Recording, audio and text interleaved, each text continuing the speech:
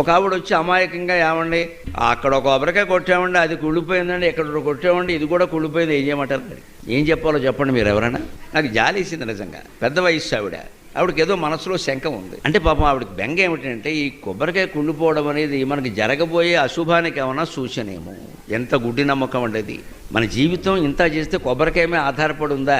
ఇక్కడే ఎందుకు అని ఆలోచించాలి. కొబ్బరికాయ కుళ్ళిపోవడానికి నీ జీవితం కుళ్ళిపోవడానికి సంబంధం ఏంటి? ఎందుకు ఇలా ఆలోచిస్తున్నావు? పైగా మనం కొట్లో కొనేటప్పుడు దేవుడి కోసం అంటే మంచి కొబ్బరికాయ కొంటాం, కానీ కుళ్ళిపోయింది కొనమే. మనం కావాలని చిత్తశుద్ధితో దేవుడికి మంచి కొబ్బరికాయ కొట్టాలని మనం ప్రయత్నం చేసినప్పుడు అదేదో అనుకోకుండా లోపల కుళ్ళిపోతే మనమేం చేస్తామండి? అది అమ్మేవాడికి తెలుసా, మనకి తెలుసా? అలాగనే ఏమండి, దేవుడికి తెలుసు కదండి, నా చేతికి మంచి కొబ్బరికాయ ఇచ్చేలా చేయొచ్చు కదండి. దేవుడికి వేరే పని ఏమి లేదా? నీ కొబ్బరికాయ లెక్కెట్టుకుంటూ కూర్చుంటాడా? అంచేతను మనం ఈ ఎందుకు అన్న ప్రశ్న వేస్తే ఈ ఆలోచన పక్కకి వెళ్ళి